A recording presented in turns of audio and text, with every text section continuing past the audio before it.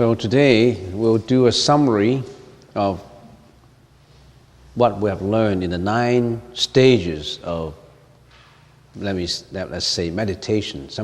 Sometimes we call it the 9 stages of mental development, but I think we better say the 9 stages of meditation. When you meditate, you have to have a method.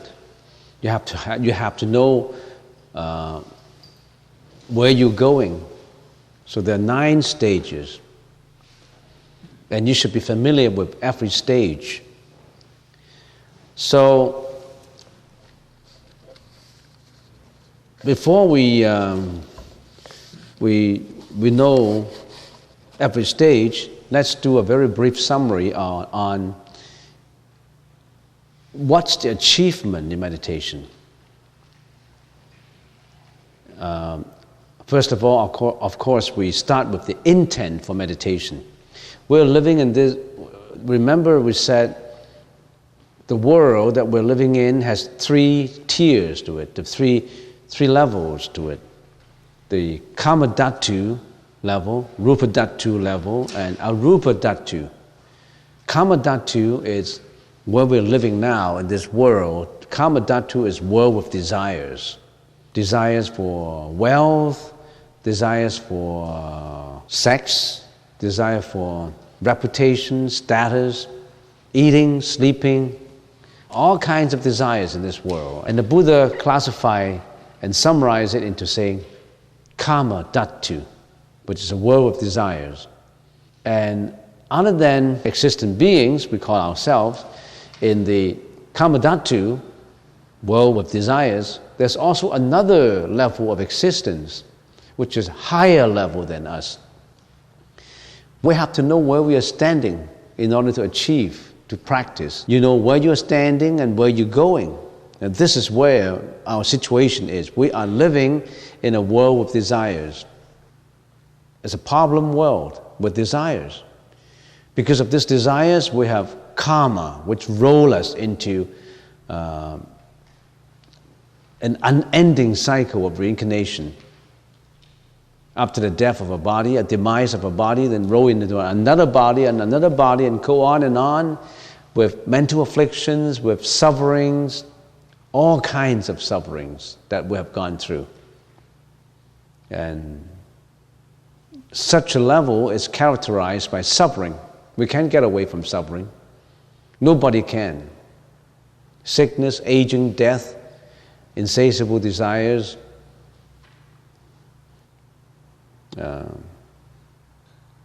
classify the news and newspapers and you know what kind of sufferings we have in this world, all levels. So another existence is called the Rupa Dhatu. Rupa Dhatu, it's a higher level of existence without desires. In that world, there's without desires, but they still have form. Rupa means form. Molecules, protons, electrons, atoms. Eyes see, ears listen, tongue taste, nose smell. We have objects of perceptibility. But no more sex, no more gender. When we classify gender, we're in desires. Imagine if there's no desires, what's the need for gender? What's the need for a man and a woman? Or relationship between a man and a woman? No need for that. People say relationship between a man and a woman is good. It's an enjoyment. It's love. But at that level, there's no such thing as sexual love anymore. That's a hindrance to purity. But in this world, it's a topsy-turvy thinking. We think that that's an enjoyment. That's good. But actually, it isn't. That pulls us down, that creates problems. When you do not know how to direct that love to the right path, you're involved with raping, adultery, prostitution, you name it. That kind of lust can create what kind of troubles, you name them. But we thought that's enjoyment. That's a problem.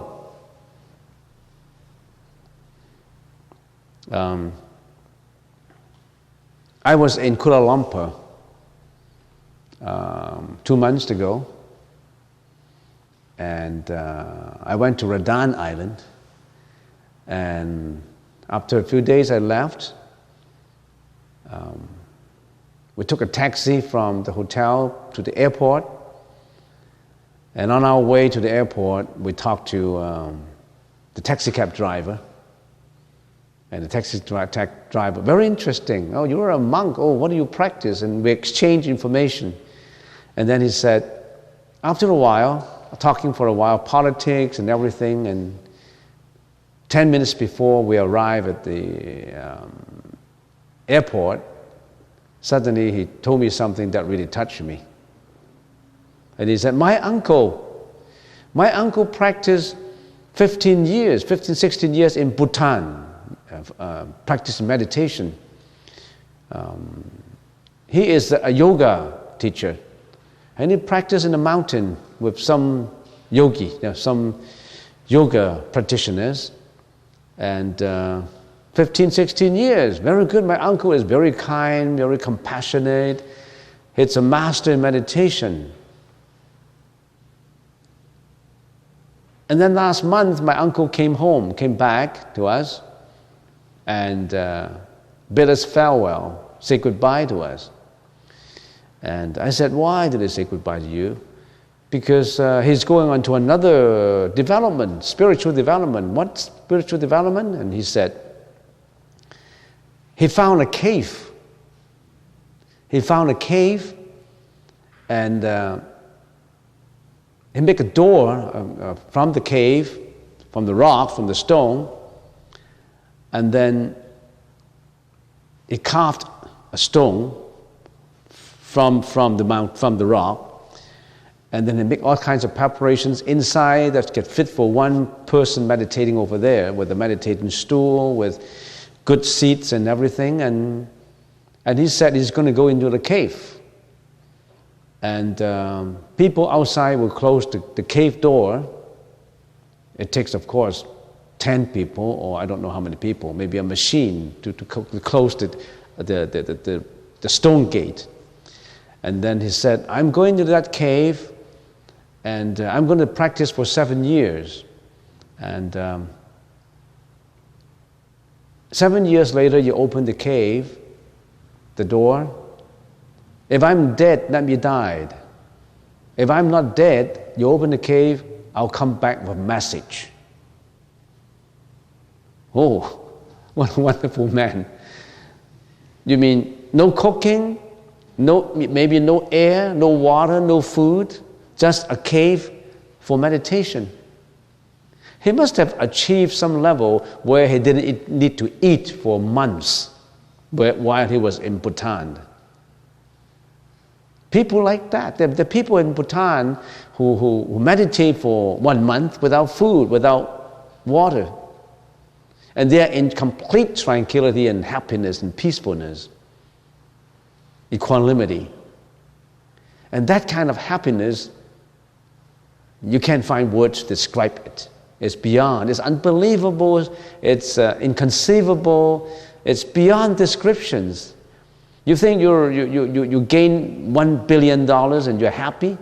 They wouldn't give that kind of happiness to you for billions and billions of dollars. It's not purchasable. So, he got into that cave and said goodbye, and 7 years later, opened the cave door. If I die, let me die. If I'm still alive, I'll come back with a message. So he's in that cave now. Now maybe 4 months. And I got the name of that taxi cab driver, and I'm going to call him 7 years later. What happened to your uncle? People who don't understand may say he's stupid, What kind of uncle is that? Going to the cave, no food, nothing? Rats? How about rats and snakes? Humidity? So for spiritual development, that person is determined to get nirvana. He's determined to get enlightenment. If people work with that kind of determination, he must have achieved something. He must have found the right path, the right objective, the right motive. What kind of motives we have right now? The motive for wealth, for reputations, for families, for food, for desires. Our motive is desires. What is their motive? Enlightenment. Which one do you want? You have desires, you have insatiable desires you want to satisfy, and then you roll into karma, you roll into reincarnation, you roll into suffering. Whereas they have a spiritual odyssey that they're going to for nirvana, enlightenments, anuttara samya sambuddhi, the perfect prajna wisdom. Would he be in the nirvana? Is there any need to come back? Well, if he's in nirvana, he become a Buddha or Bodhisattva. Why did he come back with the message? Because he's one with those who suffer. His compassion has developed into all-embracing compassion. He's come back with an objective of enlightening everybody. He's one with everybody. He's one with all being. He's at the level that is inconceivable. He's at the level with Buddha. Okay, so in this world with desires, we'll still have practitioners like that. Meditators who strive for that kind of motive. Okay, so there's also another level, what we call Rupa Dhatu, which is no more desires, but you still have form exist in there. There's a higher level of existence. Sentient beings in there, they enjoy much longevity than us. We have a longevity of maybe 100 years. They have longevity of thousands of years. They enjoy extreme happiness, but they still have to die. They still have to roll into a transmigration of reincarnation. They still have to die because they're not enlightened yet. But they have reached that level because of the good deeds they have done, because of the meditation they have practiced. They've reached the Rupa Dhatu level. And then there's another higher level than Rupa Dhatu. I'm telling you all this is just a review. You should know where the meditators go. When we meditate, where do we go? Our Rupa Dhatu. Rupa is matter, right? Matter. Arupa is without matter. No form. No form exists. Lao Chi, one of the philosophers in ancient China, he said, our problem is we have a form. Our problem is we have a body. If we do not have a body, we have no problem. You have a body, I have a body.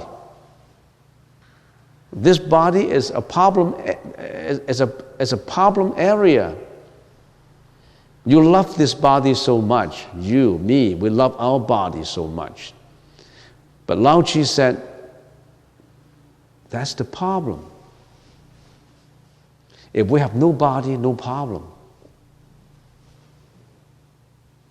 At least you don't have to take a bath.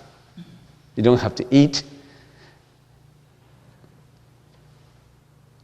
So Arupa Dhatu is in an existence level where no form left. Only consciousness remains. What do we have now?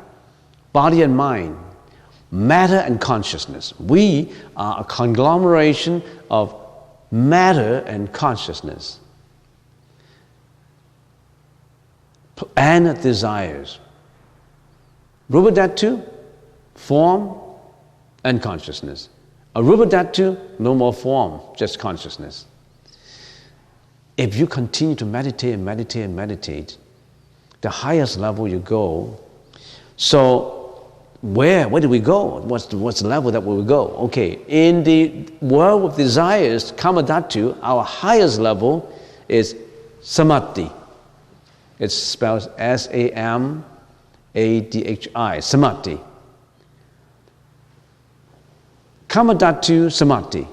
Kamadhatu samadhi is the highest form of concentration or meditation in this kamadhatu level. Not the rupa dhatu yet. The highest is called kamadhatu samadhi. In there, what do you feel? In there, you have one-pointed concentration. You have extreme happiness, peacefulness, equanimity, and gradually you are eliminating your ego, yourself. Because of this self-ego, you differentiate and discriminate the other ego, and this relationships creates the problem.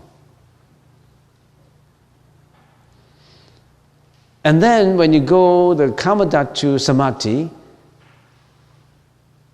a higher level, we call it samadhi neighboring on the first jhana, or the first dhyana of rupa dhatu. Now, when you go from kamadhatu to rupa dhatu, before you arrive at the first dhyana level, because rupa dhatu has 4 dhyana level, meditation level too. There are 4.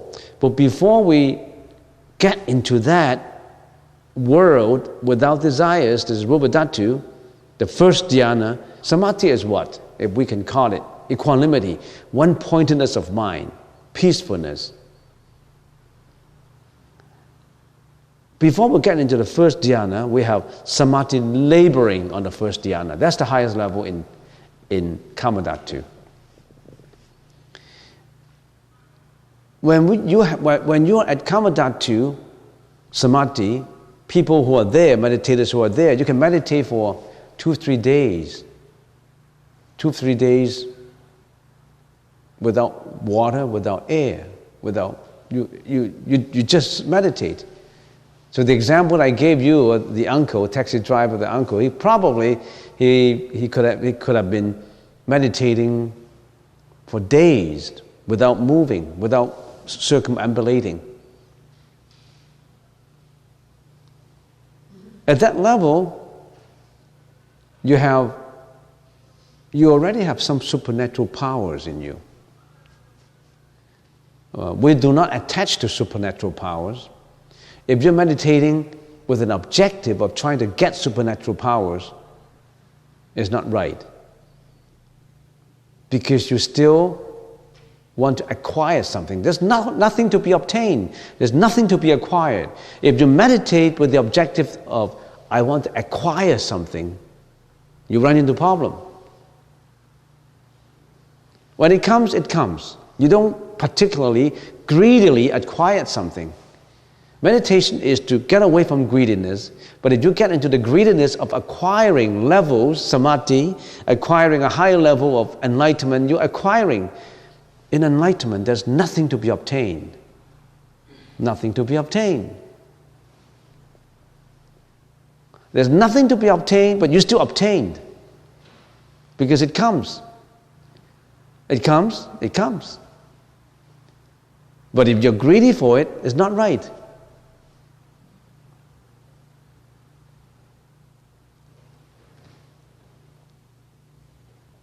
So that's a Chinese saying. If you are destined for that amount of wealth, you don't have to look for it. The wealth will look for you. So you don't have to be involved in bad deeds to gain wealth, because that would create karma. The wealth will look for you. The money will look for you, if you're destined for it.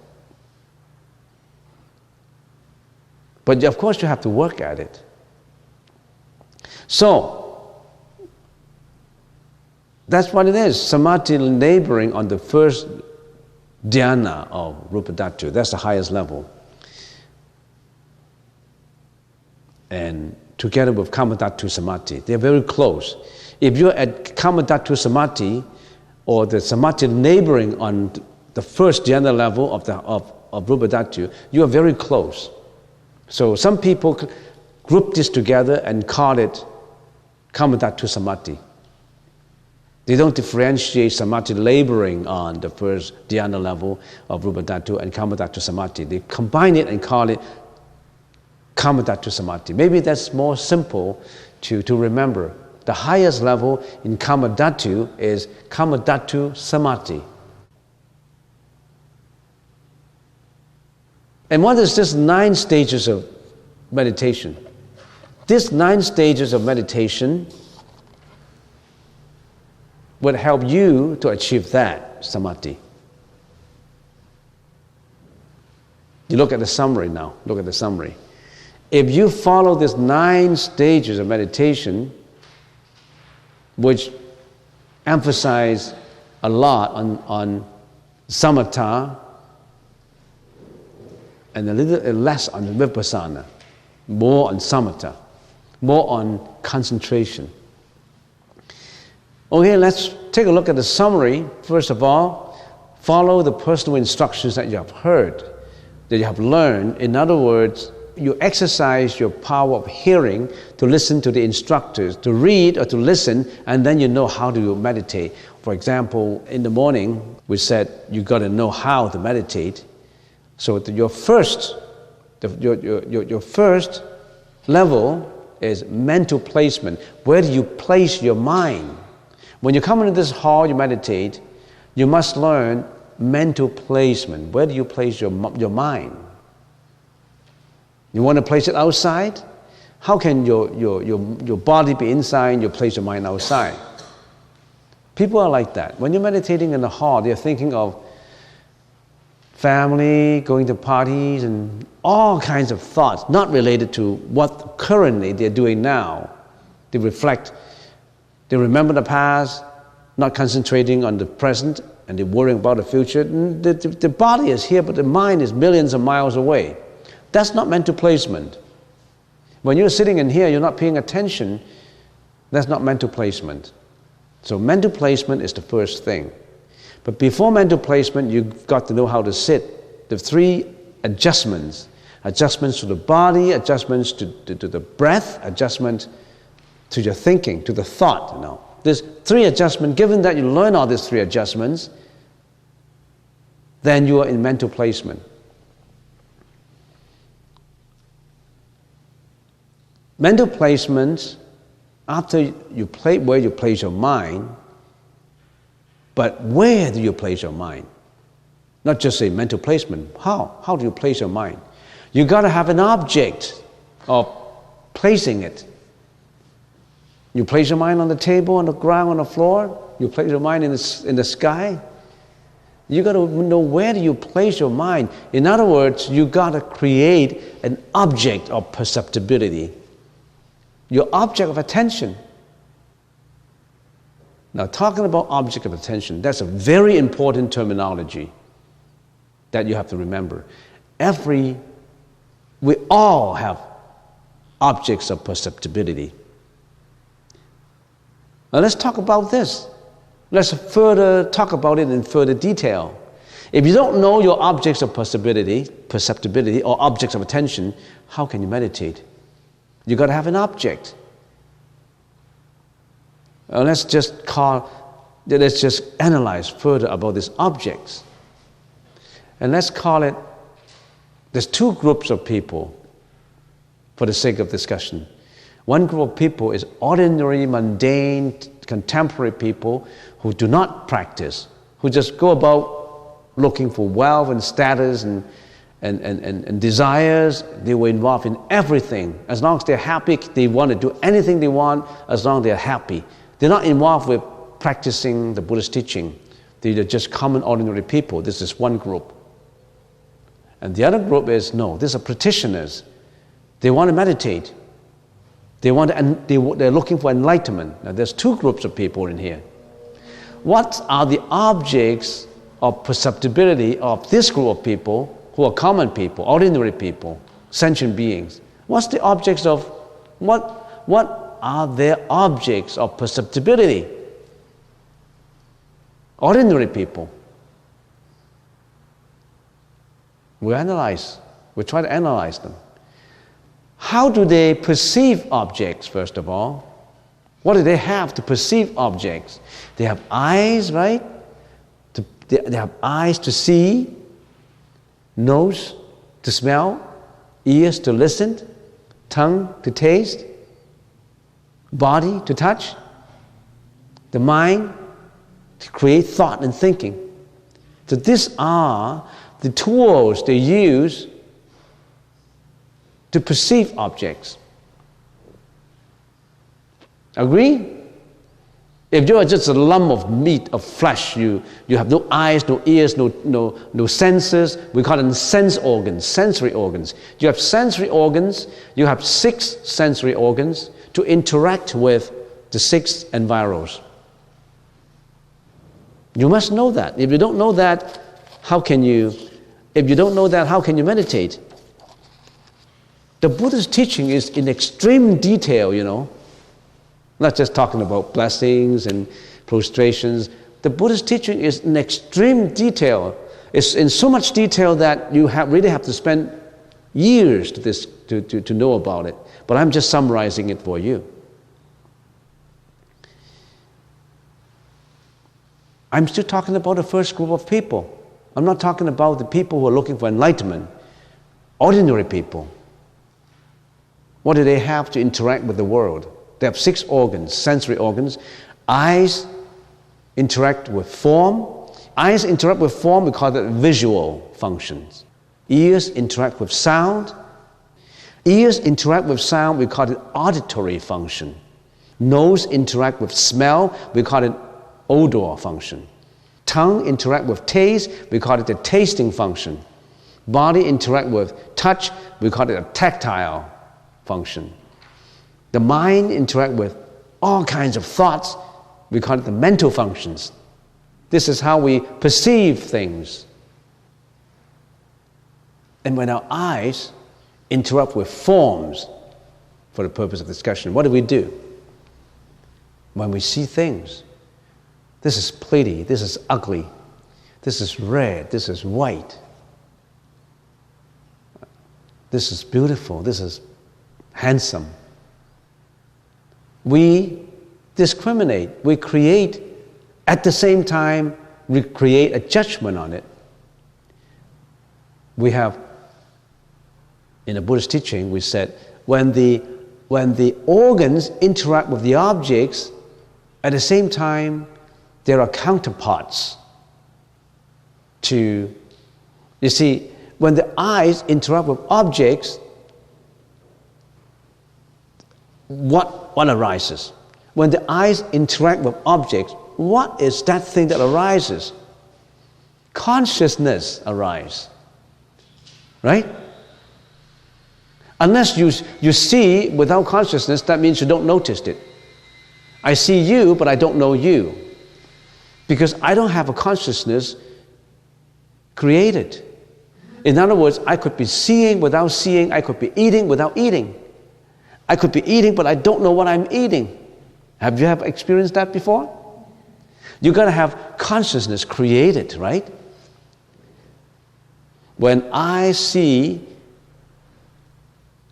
the consciousness, the visual consciousness is created. But when a visual consciousness is created, at the same time, there's 51 mental functions created, according to the Buddhist teaching. 51, generally. In details, too much details to know, but generally, in broad categories, there's 51 mental functions.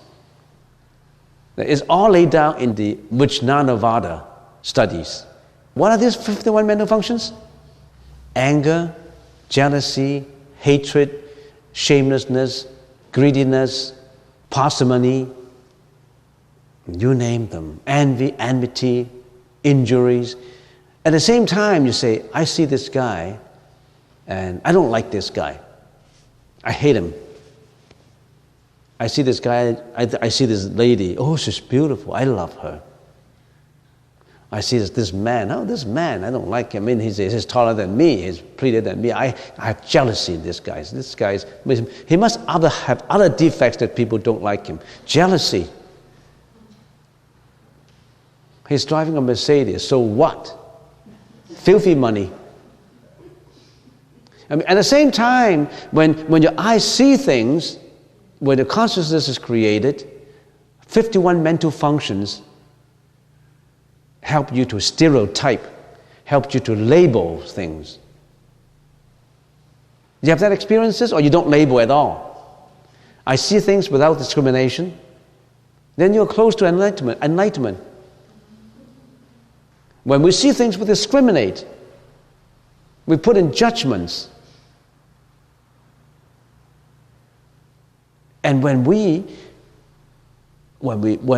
this consciousness is created, then there's a whole series of analysis and investigation in our mind.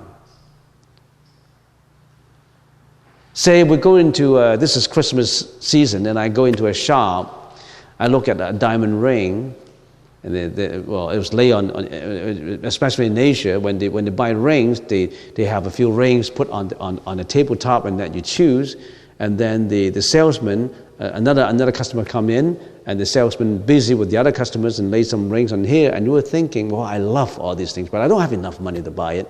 The greediness in me, the 51 functions, one of the functions is greediness in me is agitated. Oh, when he's not watching me, can I just pick one and put it in my pocket? Well, your greediness arises, your consciousness arises, your visual consciousness arises, you love it so much, the mental function of greediness arises, it drives you to action, the action of stealing. When the action of stealing is performed, the karmic energy arises. The karmic energy would drive into different directions. One, you're being caught. The other, you're not caught. But even if you're not caught and given to the police, you think you can get away with it? No, because that energy still remains. Being caught and not being caught is just the consequence of it. So every thought, every action, every speech has karmic energy in it. You can't get away with it. You can get away I get away from that shop with a diamond ring in my pocket, and I'm great. I mean, with this, yeah, you get away, but the karmic force stays with you. Some people say, no, nobody knows. But that force is planted in your consciousness. Who did it? You did it. It's just like in your computer of consciousness, you key in that action. It's already in the memory. You can't get away. Who did it? You. You're not caught, that's the consequence only. Nothing to do with the immediate effect. The immediate effect is already key in. So given that, just to consider a little bit more, I'm trying to get into a little bit more detail. Given that, so what do we do everyday life? You got to be very careful with every thought that you have. Not just the action, every thought. What are we doing in meditation? Purifying every thought. And we'll get into that later. We're talking about the control group. We're doing, say, this group of people who are common people, and we're talking about the objects of perceptibility, right? We're still talking about that, nothing else. I'm just getting you more details. We're just talking about that. And then we can compare to the objects of attention of the practitioners of meditation. Then you know why we meditate, right? You gotta compare that. So we're talking about eyes to form, how about ears to sound? The auditory consciousness is created. So when you praise me, oh, Venerable, you're great. When you praise me, you give all kinds of flowery terms and flower that on me. I love it, being praised. The auditory consciousness is created because I listen to the sound of praise. At the same time, the 51 formation mental functions, I feel arrogance, I feel great, I feel egoistic, I feel I'm better. Well, that is being created. Karma is being created. When you blame me, when you use cursing onto me, cursing language, I dislike it. I hate it. That hatred is created in the auditory consciousness. So every interaction of our senses with the outside world creates consciousness, and at the same time creates mental functions, at the same time creates karma. You see that point? And when we create karma, what's the consequence? We suffer, because karmic forces bring you to suffering. For that reason, nose interact with smell, tongue with taste. When you're eating at home, your wife cook it for you, and you say, how come you cook the same thing every day? It's too plain. I don't like it. It's not delicious at all. Please don't cook this kind of food. Where do you buy this? How much time you spend on it? I work so hard, and when I come home, I don't have a good meal. I don't like it. And then you start to argue, and you start to, lots of things follow. Because of what? Because that tasting consciousness and that mental functions create your prejudices. And you pursue the prejudices on and create lots of problems. So all these sensory organs interact with objects, creates problems for us. And some of them are in crude forms, some of them are in detailed forms, in minute, subtle forms. The subtlety of thought, it's beyond description. We should get into the subtlety of thought too. When your eyes or nose or ears, that's a crude form. What is a subtle form? That is the inside mental functions. The outside is crude form. You may realize them. But the subtle interaction inside, you may not realize it. You are doing that even in your dream. When your eyes are closed and you're asleep, when your eyes, your ears, your body, you're not touching anything, you're not interacting with the outside world, but does that mean that you don't have consciousness? You still have consciousness. And in your consciousness, you create your own dream. Now, in that consciousness, you create inner images.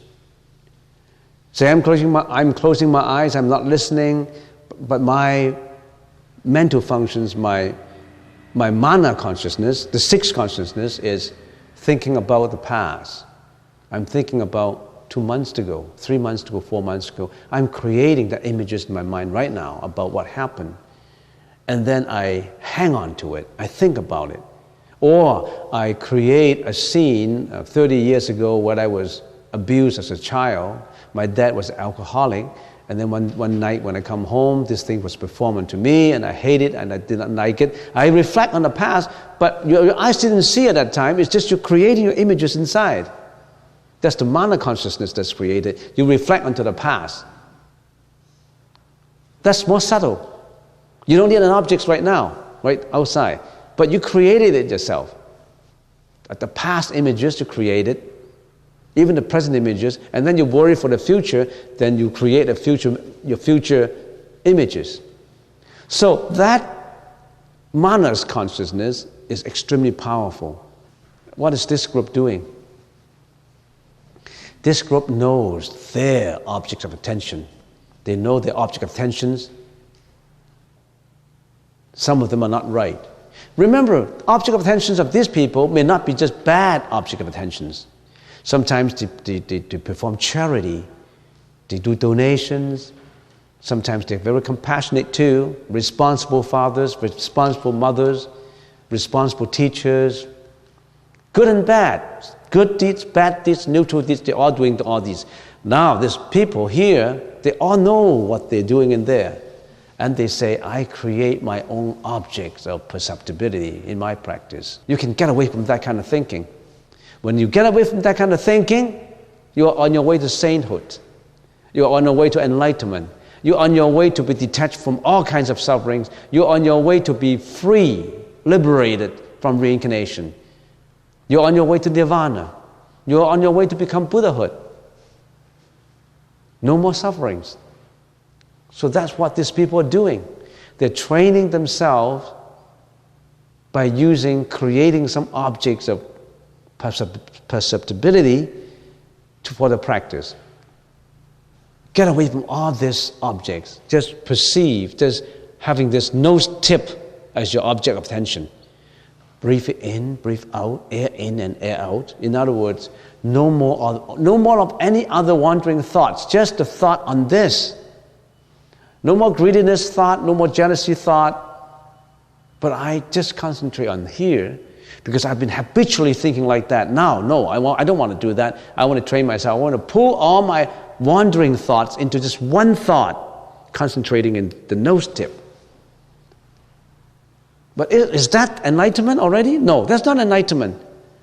That's the ship to enlightenment. It is not enlightenment itself. It's just a vehicle, a tool for enlightenment, a tool to train yourself to enlightenment. The ship that takes you to Victoria. But that ship is not Victoria. That ship brings you to Victoria. So you use that object of attention for practicing mental placement. The first is to create your object. Some object could be anapanasati, nose tip. The other could be the belly button. 3 inches below the belly button, we call the ocean of breath. I concentrate my mind in that ocean of breath. In other words, I'm sitting in here. What is my object of concentration? Oh, if I use this, so breath in and breath out. In breath, out breath. In breath, out breath. That's my object. And then my thought goes away. No, I don't want my wandering thought. I want to put it back to my nose tip. So you want to place your mind to that object of attention, of concentration. That is procedure number 1, the first level. You've got to understand that. It's simple. You don't habitually think that way now. You're thinking this way. And the power comes if you're successful. What can you achieve? If you finally, after the 9 levels, if you achieve, what can you achieve? You achieve kamadhatu. Kamadhatu samadhi. In other words, you could be in meditation for days. Your happiness, your joy is beyond description. And you're on your way to a much higher level of tranquility, of equanimity, close to what the Buddha experienced. And as you're doing that, as you are achieving equanimity, what happened? Your wisdom comes. In other words, our mirror mind has been covered with dirt for millions of years. Now we're using a method to erase it bit by bit. And in the process of erasing all the dirt and mud and dust from the mirror, what happened? You can see yourself, your real self. When it's covered with mud and dirt, you don't see your real self. You see a distorted self, an egoistic self. When everything is erased from the mirror, it's one bright reflection, you see your real self. That real self is one purity. So that's mental placement. Anybody who don't understand that, the first level, mental placement? You've got to know that mental placement. You've got to know what habitually you are thinking. We must not think habitually like that. We got into trouble. We steal, we kill, we fabricate, we lie, we commit sexual misconduct. We do all kinds of things in that group. We were that group. We're still in that group. Mind you, you could be in this group, in here, and when you go out, you're joining that group. Because we've been so much used to that group. We only have 5 minutes left. And I can't finish it anyway for this review. But let's just remember, mental placement is the first stage. And you have to know, how do we place our mind? Why do we place our mind as objects? And what objects they are using habitually? What objects we are using in here for the sainthood, for the meditation, for the liberation, emancipation of life. Emancipation from an egoistic prison. Once you're successful in this, your egoistic prison collapses and you're out.